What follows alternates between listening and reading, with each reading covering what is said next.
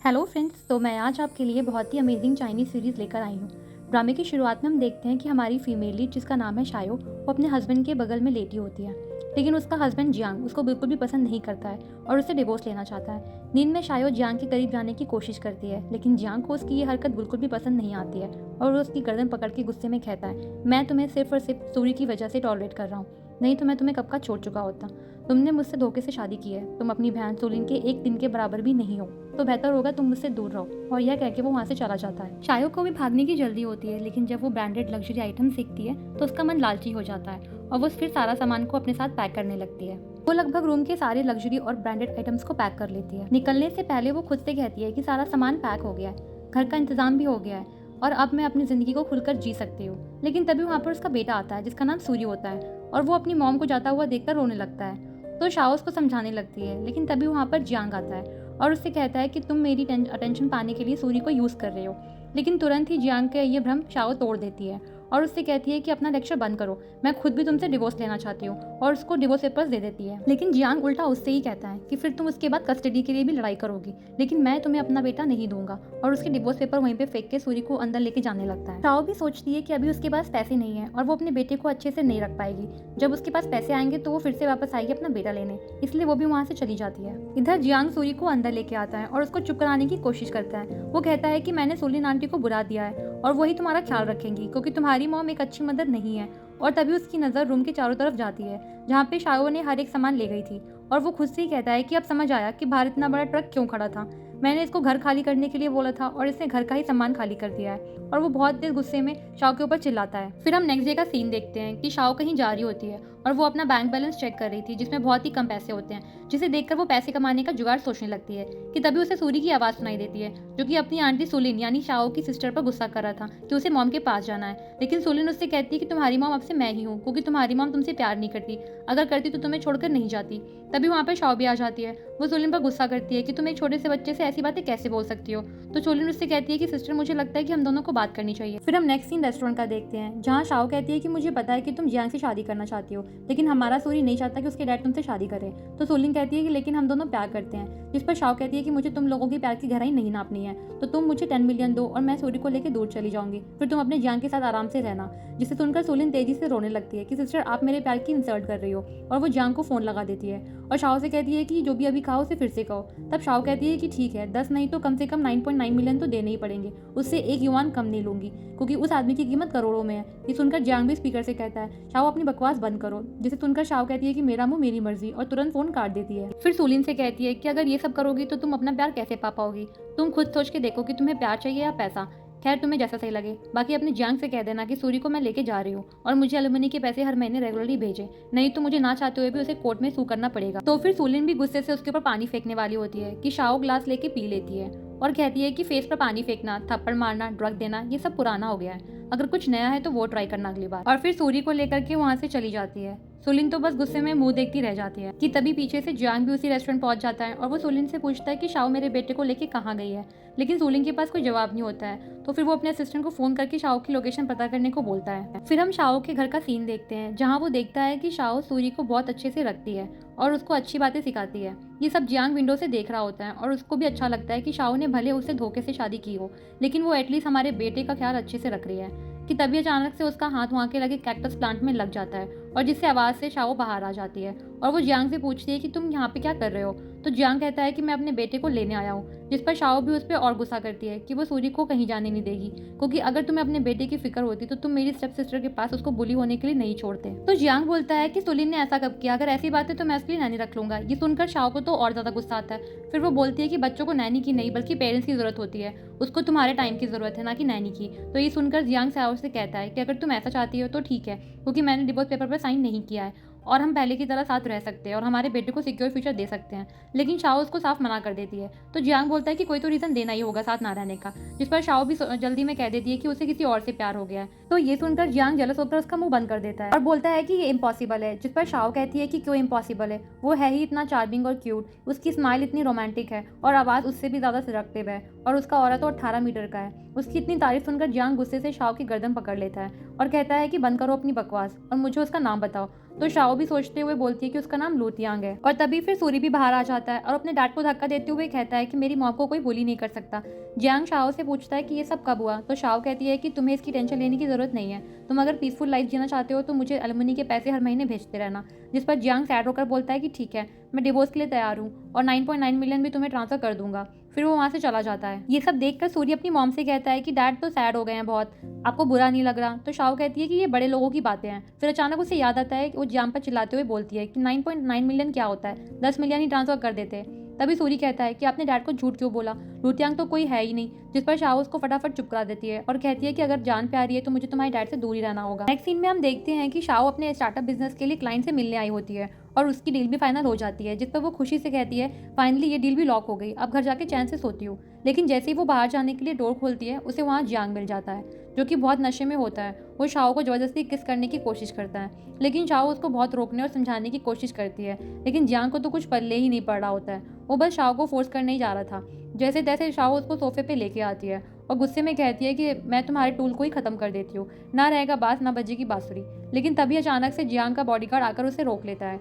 Jiang को उठाकर के वो हॉस्पिटल ले जाने लगता है। मौका पाकर शाओ भी वहाँ से निकलने की कोशिश करती है, बट बॉडीगार्ड कहता है कि मैडम मुझे लगता है कि आपको सर के साथ हॉस्पिटल जाना चाहिए, नहीं तो मुझे पुलिस को फ़ोन करना पड़ेगा। और ना चाहते हुए भी शाओ को हॉस्पिटल जाना पड़ता है। फिर हम हॉस्पिटल में देखते हैं चुलिंग भी वहाँ पहुँच जाती है और शाओ को देखकर चौंक जाती है कि तुम यहाँ क्या कर रही हो। उसके ऐसे हाव भाव देखकर शाओ समझ जाती है और कहती है कि मतलब तुम ही हो जिसने जियांग को ड्रग दिया था, तुम इस टाइप की भी होगी मुझे सोचा भी नहीं था। जिस पर सुलिन साफ मना कर देती है कि उसने जियांग को ड्रग नहीं दिया। तो शाओ कहती है कि पागल लड़की, कम से कम मुझे तो बताना चाहिए था ताकि मैं तुम्हारी हेल्प करती जियांग को पाने में। तो शाओ की बात सुनकर सुलिन भी कंफ्यूज रह जाती है।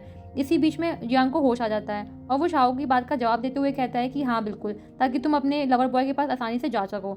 और फिर उसकी गर्दन पकड़ते हुए कहता है कि बेहतर होगा कि तुम लुतियांग को भूल जाओ, क्योंकि इस लाइफ में मैं तुमको उसके पास जाने नहीं दूंगा। तो शाओ बोलती है कि जियांग तुम्हारी बंदी यहीं खड़ी है, तुम उसकी तरफ ध्यान दो। जिस पर सुलिन भी तुरंत बोलती है कि जियांग क्या तुम भूल गए हो कि बचपन में मैंने तुम्हें बचाया था, जिसकी वजह से मेरे शोल्डर पर स्कार पड़ गया है और तुमने कहा था कि तुम लाइफ लॉन्ग मेरा ख्याल रखोगे। जिस बात को शाओ भी एक्सेप्ट करते हुए कहती है कि हाँ देखो तुम्हारा सच्चा पैर यहाँ है और ये स्कार इसका सबूत है। और वो जैसे स्कार पे हाथ लगाती है कि चोलिंग का मेकअप निकल जाता है, जिसे देखकर जियांग तुरंत कहता है कि चोलिंग तुमने मुझसे आज तक झूठ बोला।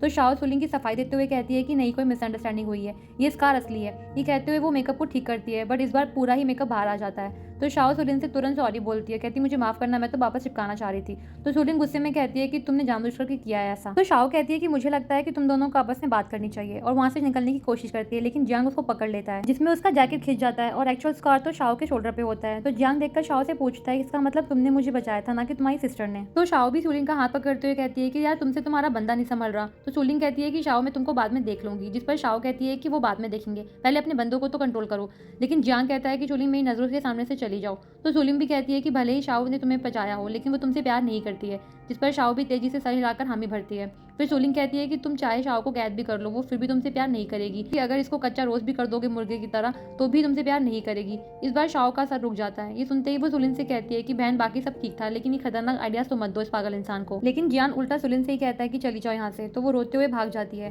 और शाओ चिल्लाती रह जाती है कि अपने बंदे के लिए थोड़ी मेहनत तो करनी पड़ती है यार।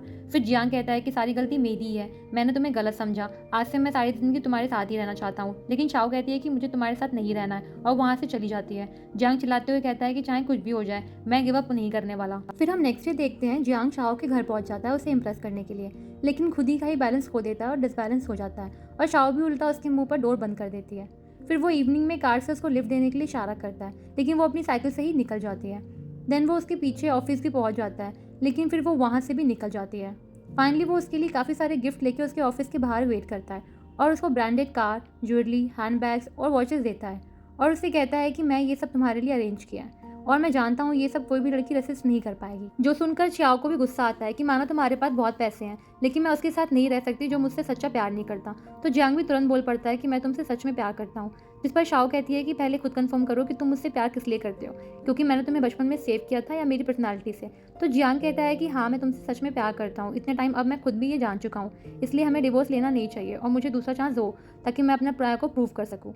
लेकिन शाओ को लगता है कि ये उसे कैसे मना करे, ये तो पीछे ही पड़ गया है, इसलिए वो छोटी बच्ची की तरह रोने लगती है और कहती है कि तुम मुझे बहुत परेशान करते हो, तुम बहुत बुरे हो, इसलिए मैं तुमसे बिल्कुल भी बात नहीं करूँगी। जियांग भी उसको बहुत केयरफुली हैंडल करता है कि ठीक है मैं जैसा कहोगी मैं वैसा करूँगा, बस तुम नाराज़ मत हो और मैं तुम्हारे लिए अच्छा बन के दिखाऊंगा। देखो मेरे पास पैसे हैं, मैं हैंडसम भी हूँ और तो और मेरे पास 6 पैक्स ऐप भी हैं।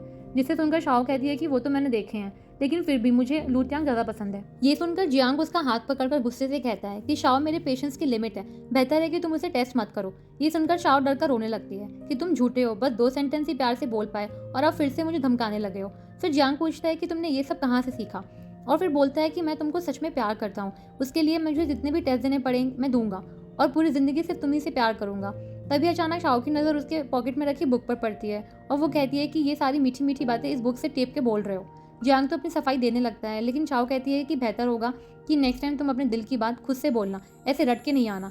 और ये बोल के वो वहाँ से चली जाती है। तभी रोड पर उसका एक्सीडेंट होने वाला होता है कि वहाँ जियांग आकर उसे बचा लेता है, लेकिन इसमें जियांग को चोट लग जाती है। फिर हम हॉस्पिटल का सीन देखते हैं जहाँ डॉक्टर बताता है कि मिस्टर गू को होश आ गया है, लेकिन उनके सर पर चोट लगी की वजह से उनकी मेमोरी पर असर आया है। तो शाओ पूछती है कि आप कहना क्या चाहते हैं डॉक्टर। तो डॉक्टर कहता है कि मिसेस गू, आप खुद ही अंदर जाके देख लीजिए।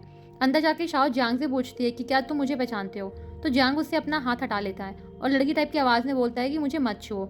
शाओ तो हैरानी से डॉक्टर की तरफ देखकर पूछती है कि आपने कहा था कि मेमोरी पर असर आया है, लेकिन इसका तो जेंडर ही चेंज लग रहा है। जिसे सुनकर जियांग को तो बहुत हंसी आ रही होती है क्योंकि वो एक्टिंग कर रहा था। डॉक्टर शाओ से कहता है कि हमारी मेडिकल एनालिसिस के बाद ही कंक्लूजन निकला है कि एक्सीडेंट से पहले इस तरह की बातें और चीज़ें मिस्टर गू के साथ हुई थी, जिसका असर उन पर भी आ गया है और वो अब इस तरह से बिहेव कर रहे हैं। और अगर इनको सही माहौल मिले तो ये जल्दी ठीक हो जाएंगे, और कभी ऐसा भी हो सकता है कि ये अचानक ही वापस ऐसे बिहेव करने लग सकते हैं। तो शाओ भी सोचती है कि ऐसे तो वही कर रही थी जियांग के सामने एक्सीडेंट से पहले, लेकिन कोई नहीं, इसको मैं ठीक भी कर सकती हूँ। और वो जियांग का सर पकड़कर कहती है कि डरो मत, मैं तुम्हें ठीक कर दूंगी, और अपने सर से टकराने वाली होती है कि डॉक्टर कहता है मिसेस गू रुक जाइए। तभी जियांग भी कहता है मिसेस गू, मतलब तुम मेरी वाइफ हो, इसलिए मैं तुम्हें देखते ही लाइक करने लगा था और अभी मेरे सर में थोड़ा दर्द हो रहा है। शाओ कहती है कि मैं तुम्हारी वाइफ नहीं बल्कि एक्स वाइफ हूँ। अब क्योंकि तुमने मुझे बचाने में तुम्हारा एक्सीडेंट हुआ है तो मैं तुम्हारी टेक केयर करूंगी, लेकिन ठीक होने के बाद मुझे परेशान नहीं करोगे। और जियांग उसको टाइट से हग कर लेता है और कहता है कि मेरी वाइफ बहुत ही प्यारी है और वो मेरा ख्याल रखेगी। और फिर हम शाओ के घर का सीन देखते हैं जहाँ सूर्य और जियांग में कंपटीशन होता है कि शाओ किसको ज़्यादा प्यार करती है। तभी शाओ किचन में आती है कि तुम दोनों बंद करो ये सब और डिनर के लिए चलो। तो दोनों एक दूसरे को टफ लुक देते हैं। फिर हम डिनर टेबल का सीन देखते हैं जहाँ सूरी जानबूझकर के शाओ से गोद उठाने को कहता है, तो शाओ भी उसको उठाकर चेयर पर बैठा देती है। और सूरी ये सब जियांग को चढ़ाने के लिए कह रहा था और जियांग चिढ़ भी जाता है, इसलिए वो भी उठ के आता है, शाओ को गोद में उठाकर उसको भी बैठा देता है। सूरी भी देख के ये सब चिढ़ जाता है, फिर कहता है कि मॉम मुझे खाना दो। तो शाओ उसको खिलाती है। इधर जियांग भी शाओ की प्लेट में खाना रखते हुए कहता है कि रियल मैन अपनी वुमेन का ख्याल रखते हैं, ना कि उनसे अपना ख्याल रखवाते हैं, चाइल्डिश बिहेवियर। तो सूरी भी फट से बोलता है मॉम को वो पसंद ही नहीं है जो आपने उनकी प्लेट में रखा है, बल्कि आप चाइल्डिश हो।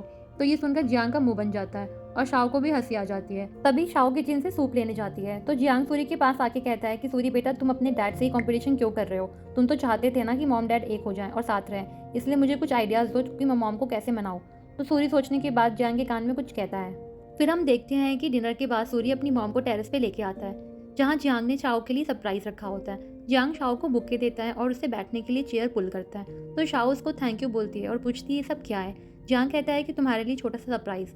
फिर वो शाओ को कॉफ़ी देता है जो उसने खुद बनाई थी। तो शाओ उससे पूछती है कि तुम्हें कैसे पता कि मुझे कैपेचिनो पसंद है। तो जियांग कहता है कि मैं इतने साल तुम्हें इग्नोर किया, लेकिन फिर भी तुम मेरी आदत बन गई थी, और कैसे नहीं तुम्हारे बारे में मुझे पता होगा, तुम्हारी हर छोटी बड़ी पसंद नापसंद सब जानता हूँ मैं। शाओ को जियांग की ये बातें अच्छी लग रही थी और वो उससे पूछती है कि तुम अचानक इतने रोमांटिक कैसे हो गए, वो भी बिना बुक की हेल्प से। तो जियांग बोलता है कि अचानक नहीं हुआ, मैं हमेशा से ही ऐसे ही था, बस जता नहीं पाता हूँ अपनी फीलिंग्स को। लेकिन मुझे तुम्हारी बातों से एहसास हुआ कि जब हम किसी से प्यार करते हैं तो उन्हें इसका एहसास कराना भी ज़रूरी होता है, उन्हें स्पेशल फील कराना हमारी ड्यूटी होती है। मैंने पहले जो भी गलतियाँ की मैं उनको अभी कभी रिपीट नहीं करूँगा, बस तुम मुझे एक चांस दे दो। मैं पहले से ही तुमसे प्यार करता था, लेकिन तुम्हारी सिस्टर के बहकावे में आ गया था कि तुमने मुझसे सिर्फ पैसों के लिए शादी की है और फ्रॉड करके मुझसे प्रेग्नेंट हुई हो, इसलिए अब मैं सिर्फ तुम पर फोकस करूंगा और जो टाइम वेस्ट कर दिया उसको कंपनसेट करूंगा। तो शाओ भी बोलती है कि जियांग, कभी कभी सोचती हो कि तुम्हारी मेमोरी जाने के बाद से तुम बहुत क्यूट हो गए हो, इसलिए मैं चाहती हूँ कि तुम्हारी मेमोरी कभी वापस ना आए और तुम पहले जैसे खड़ूस ना बन जाओ। तो जियांग कहता है कि हो सकता है कि भगवान भी चाहते हैं कि तुम मुझे एक चांस दो, इसलिए मेरी मेमोरी चली गई है, तो क्या तुम मुझे एक चांस दोगी? तो शाओ भी उसको हाँ बोल देती है। और तभी वहाँ जियांग का असिस्टेंट आ जाता है ये बोलने के लिए कि मिस्टर गू, आपको आपकी मॉम ने घर पर बुलाया है, और मिसेस गू आपको भी, क्योंकि उन्हें मिस्टर गू के एक्सीडेंट के बारे में पता चल चुका है और वो आपसे बहुत नाराज़ हैं और वो आपसे इस एक्सीडेंट का एक्सप्लेनेशन चाहती हैं। तो जियांग कहता है कि मेरी वाइफ से कोई ऐसे बात नहीं कर सकता। तभी उसको शाओ रोकती है कि हम घर चलकर बात करेंगे, क्योंकि यहाँ मदर इन लॉ की बात है और अभी तो हमने अब डिसाइड किया है कि हम अपने रिलेशनशिप को एक चांस देंगे, इसलिए मदर इन लॉ को भी बनाना ज़रूरी है। यहाँ असिस्टेंट जियांग की मॉम को बताता है कि मिस्टर गू की मेमोरी चली गई है, जिसे सुन के उसकी मॉम शॉक हो जाती है। लेकिन चुलिन मॉम को कहती है कि एक तरह से ये अच्छी ही बात है, क्योंकि अब हम इजीली जियांग को मैनिपुलेट कर पाएंगे मुझसे शादी करने के लिए। फिर हम देखते हैं गू फैमिली के घर का सीन, जहाँ जियांग और शाओ पहुंच जाते हैं। जियांग को देखते ही सुलिन उससे चिपकने लगती है और तभी अचानक जियांग ट्रिगर हो जाता है और फिर से लड़की जैसे बिहेव करने लगता है और शाओ से कहता है कि ये लोग मुझे छू क्यों रहे हैं। ये तमाशा देखकर चुलिन और उसकी मॉम भी शॉक्ड रह जाती है कि मेमोरी जाना एक बात थी, लेकिन ये तो नाजुक कली बन गया है। तभी जियांग सुलिन को मारते हुए लड़कियों के अंदाज में बोलता है कि ऐसी बातें मत करो जिससे मुझे गुस्सा आए। ये सब देखकर जियांग की मांग घबरा जाती है और वो शाओ पर गुस्सा करती है कि तुमने मेरे बेटे के साथ ऐसा क्या किया, वो ऐसा हो गया है। फिर शाओ अपनी मदर इन लॉ को सब कुछ एक्सप्लेन करती है, जिसे सुनकर सुलिन तो तेजी से रोने लगती है कि अब मेरी शादी का क्या होगा। तो जियांग की मांग सुलिन को सपोर्ट करती है कि तुम्हारी शादी जियांग से ही होगी उसके ठीक होने के बाद। जो सुन के जियांग अपनी मॉम पर ही गुस्सा होकर कहता है कि मेरी ऑलरेडी वाइफ है और मैं किसी और से शादी नहीं करूंगा। उसकी मॉम को तो जैसे शौक लग जाता है और शाओ भी जियांग को काम डाउन करने की कोशिश करती है। फिर जियांग कहता है कि वाइफ मुझे हेडेक हो रहा है और हमें अब चलना चाहिए। तो उसकी मॉम उसे रोक लेती है कि हम कुछ नहीं करेंगे, फिलहाल एटलीस्ट डिनर तो करो। फिर डिनर टेबल पर जियांग की मॉम शाओ से बोलती है कि एक ना एक दिन तो जियांग ठीक हो जाएगा, फिर वो तुमको पहले की तरह हिट करने लगेगा, इसलिए बेटर होगा कि तुम 1 मिलियन लो और जियांग को छोड़ दो। लेकिन शाओ कहती है कि 1 मिलियन तो बहुत ही कम है, गू ग्रुप के इकलौते हेयर की बस आप 1 मिलियन कीमत लगा रही हैं। और जियांग ये सुन के चौंक जाता है। शाओ फिर कहती है कि मेरा जियांग 200 मिलियन से कम नहीं है। जियांग की मॉम बोलती है 200 मिलियन तो भूल जाओ। तो शाओ तुरंत कहती है कि ठीक है फिर 100 मिलियन में बात डन करो। और जियांग को ये सब देख के बहुत गुस्सा आ रहा होता है, क्योंकि उसकी वाइफ और मॉम उसकी बोली लगा रहे होते हैं। तभी जियांग शाओ को बाहर चलने के लिए कहता है और उन दोनों के अकेले जाते हुए देख करके मॉम सुलिन को भी उनके साथ भेज देती है। बाहर आते ही सुलिन फिर से वही ड्रामा शुरू कर देती है कि वो जियांग से सच्चा प्यार करती है, ना कि शाओ। जियांग फिर से उसका हाथ झटक देता है। सुलिन सोचती है कि अचानक फिर से पर्सनालिटी स्विच हो गई। जियांग शाओ से कहता है वाइफ तुम मुझे अंदर सेल करने का प्लान कर रही थी। शाओ बोलती है कि टेंशन मत लो, तुम्हारी मॉम बहुत कंजूस है, वो 100 मिलियन तो क्या 100 युआन तक नहीं निकालेंगी। तो जियांग कहता है लेकिन फिर भी क्या तुम मुझे सेल कर देती। शाओ बोलती है कि कभी ऐसा नहीं हो सकता, जिस पर जियांग उसको खुशी से हक करके कहता है कि मुझे पता है मेरी वाइफ मुझसे बहुत प्यार करती है। तब शाओ कहती है कि मैं एक बात बताना चाहती हूँ, तुम्हारी मेमोरी जाने के बाद ही मुझे तुमसे प्यार हुआ है, क्योंकि इसके बाद ही तुमने मुझे रिस्पेक्ट, सपोर्ट और प्यार दिया है। अगर तुम्हारी मेमोरी वापस आ जाती है और तुम पहले जैसे जियांग बन जाते हो तो हम सेपरेट हो जाएंगे, क्योंकि मैं फिर से ऐसे इंसान के साथ नहीं रह सकती हूँ जो मुझे रिस्पेक्ट और प्यार ना दे। तो जियांग कहता है कि चाहे मेरी मेमोरी वापस भी आ जाए, मैं फिर भी तुम्हारे लिए ऐसे ही रहूंगा और हमेशा तुम्हें ऐसे ही प्यार करूंगा। तभी छुलिन पूछती है कि सिस्टर तुम इस डेलिकेट फ्लावर वाले जियांग से इतना प्यार क्यों करती हो। शाओ कहती है कि क्योंकि मुझे यही जियांग पसंद है, ये बहुत प्यारा और क्यूट है। जियांग भी कहता है कि सुना मैं क्यूट हूँ। फिर सुलिन कहती है कि ठीक है तुम जीत गई, अपने जियांग को अपने पास ही रखो, और ये कह के वहाँ से जाती है। फिर जियांग शाओ से पूछता है कि अचानक इसे क्या हुआ। शाओ कहती है पता नहीं। तो जियांग भी उसकी एक्टिंग करने लगता है और वो दोनों हंसने लगते हैं। और तभी वहाँ कुछ लोग सुलिन को पकड़ लेते हैं। तो शाओ जियांग को हेल्प करने के लिए बोलती है। वो सुलिन की तरफ आता है कि तभी कुछ लोग शाओ को भी पकड़ लेते हैं। और फिर वहाँ जियांग का असिस्टेंट आता है, जो कि रियल में असिस्टेंट नहीं बल्कि जियांग का हाफ ब्रदर होता है। वो जियांग से कहता है कि दोनों में से किसी एक को बचा सकते हो तुम, अगर गू फैमिली की प्रॉपर्टी में नाम कर दो। तो जियांग कहता है कि अगर तुम्हें पैसे चाहिए तो पैसे लो, लोगों की जान से क्यों खेल रहे हो। ये देखकर शाओ भी सोच में पड़ जाती है कि जियांग नॉर्मल कैसे बिहेव कर रहा है सिचुएशन में। असिस्टेंट कहता है कि मुझे तुम्हें तकलीफ और बदला भी तो लेना है, क्योंकि तुम लोगों ने मेरे साथ बहुत ज़्यादा पार्शलिटी करी है। तो जियांग कहता है कि लेकिन मैंने तुमको असिस्टेंट की तौर पर रखा, इतनी मोटी सैलरी भी देता हूँ ताकि तुम अच्छे से अपनी लाइफ जी सको, फिर ये सब करने की क्या जरूरत है। तो वो कहता है कि मैं असिस्टेंट नहीं बल्कि ओनर बनना चाहता हूँ गू ग्रुप का। उन दोनों की इसी बहस के बीच शाओ भी गुंडों पर स्प्रे डाल देती है और फिर कुछ समय उनके बीच में ऐसी ही फाइट होती है। असिस्टेंट शाओ को मारने के लिए आगे बढ़ता है कि बीच में जियांग आ जाता है और उसके सर पर लग जाती है, लेकिन वो वापस फिर से तुरंत ही उठता है और असिस्टेंट की पिटाई कर देता है। इधर शाओ सोचती है कि लगता है जियांग की मेमोरी वापस आ गई है। जियांग उसको उठाकर हक कर लेता है और कहता है कि मैं बहुत डर गया था, मुझे लगा तुम्हें कुछ हो जाएगा। तो शाओ से पूछती है कि क्या तुम्हें सब वापस याद आ गया है। जियांग कहता है कि मुझे तो हमेशा से ही सब याद था, लेकिन शाओ कहती है फिर तो हम साथ नहीं रह सकते और जाने लगती है। लेकिन जियांग उसे रोक के कहता है कि तुम ऐसी सिचुएशन में भी मुझे छोड़कर जाना चाहती हो, तुमने सोचा भी कैसे कि मैं तुम्हें खुद से दूर जाने भी दूंगा। और अपनी तरफ उसको खींच के बहुत ही पैशनेटली किस करता है। पहले तो शाओ शॉक्ड रह जाती है, लेकिन फिर वो भी उसकी किस में उसका साथ देने लगती है। इसके बाद जियांग कहता है कि वाइफ अब तुम्हारे घर वापस आने का टाइम आ चुका है, और फिर जियांग उसे गोद में उठा करके ले जाता है। फिर हम देखते हैं कि सूर्य अपने डैड के प्रपोजल सरप्राइज में उसका साथ देता है और जियांग फिर वहाँ नी डाउन होकर शाओ को प्रपोज करता है और कहता है कि मैं तुमसे बहुत प्यार करता हूँ, क्या तुम फिर से मेरी वाइफ बनोगी। तो शाओ कहती है कि मैं दोबारा तुम्हारी वाइफ नहीं बन सकती हूँ, क्योंकि हमारा तो डिवोर्स ही नहीं हुआ। तो जियांग उसको रिंग पहनाते हुए बोलता है कि पिछली बार हमारी सिर्फ कोर्ट मैरिज हुई थी, इस बार मैं तुम्हें एक अच्छा सा वेडिंग रिसेप्शन देना चाहता हूँ, जहाँ तुम मेरी ब्राइड बन के आओगी और हम सबके सामने एक दूसरे के साथ वेडिंग ओथ लेंगे। तो शाओ कहती है कि फिर से रटी रटाई लाइन्स बोलने लगे तुम। फिर जियांग कहता है कि कुछ और भी है जो कि बुक से नहीं है, और वो ये कि भले मेरा ऑरा 18 मीटर का ना हो, लेकिन मैं लूथियांग से बेटर हूँ, और फाइनली मुझे बताओ आखिर ये लूथियांग है कौन। जिस पर शाओ कहती है कि कोई इंपॉर्टेंट इंसान नहीं है, बस तुम इतना जान लो कि मैं सिर्फ मिस्टर गू की मिसेस गू हूँ। और फिर वो जियांग को किस करती है और इसी के साथ ये अमेजिंग चाइनीज़ ड्रामा खत्म होता है। प्लीज़ गाइस, वीडियो अच्छी लगी हो तो लाइक, कमेंट, शेयर ज़रूर करना। चैनल को सब्सक्राइब भी करना। कुछ और भी अमेजिंग वीडियोज़ के सजेशन आने वाले हैं, तो उनको भी ज़रूर देखना। अगर आपको वीडियो अच्छी लगी हो तो हमें कमेंट करके बताएं और वीडियो को लाइक एंड शेयर भी ज़रूर करें। साथ ही आगे की और वीडियोस के लिए चैनल को सब्सक्राइब करना ना भूलें। जल्द ही मिलते हैं अगली वीडियो में, तब तक के लिए बाय बाय।